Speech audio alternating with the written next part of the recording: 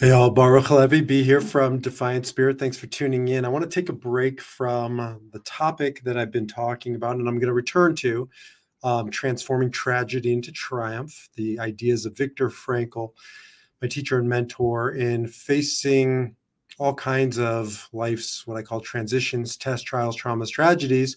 And in light of the past almost 3 weeks, terror, once again, I'm going to take a break from that, but you can listen to more about my podcast on it. I've done a lot of videos on it. And I'm going to do a heck of a lot more because it's my life's passion to, well, transform tragedy into triumph. But I do want to talk about my recent podcast with Dr. Elise Cortez on divorce. Now, I'd say it's worlds apart. It's not worlds apart from certainly from terror, but not from trauma. When I counsel people, I'm a logotherapist, a meaning-centered coach, counselor, therapist. I work with people to discover deeper meaning in their lives, greater purpose for their lives, and to cultivate resilience. And nowhere is this more needed and necessary than divorce. Divorce, in some ways, in my experience, having guided people through almost every one of those life's T's, is the hardest of all because, especially, the harder divorces, which are most of them, because death is black and white. Somebody's here, somebody's not. I don't want to compare the two, but they're very different. Divorce is gray. Like it's even a terrible word because it's not true. When I work with people who are divorcing, contemplating divorce, or on the other side of divorce, the truth is they're never divorced. Never. Even if you don't have kids, you're connected in some primal way. Your identity, they're out there living their lives. You're living your lives. It's very hard to move forward, to move on. So the bottom line is, when we don't know what to do with something like that, we end up reacting. And that's the work that I do with clients, is simply put, to help people stop living in reaction. Reaction is unconscious.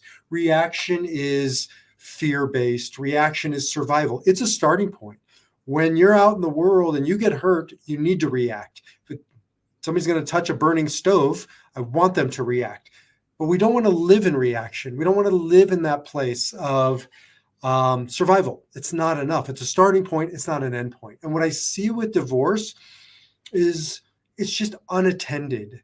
There aren't enough people out there who are resources and places, spaces to go through the divorce process, through on the other side of divorce, to do it consciously, to do it responsively, to be able to respond and not react.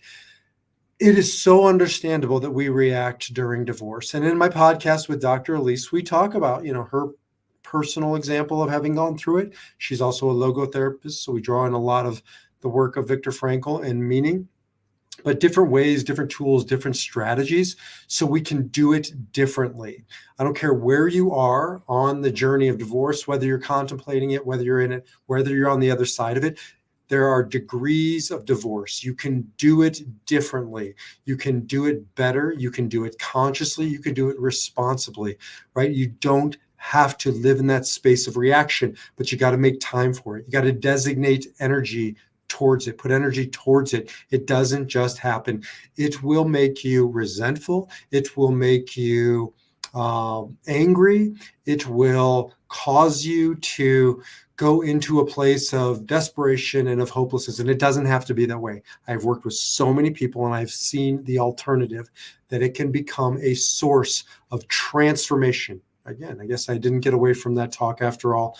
Transforming tragedy into triumph.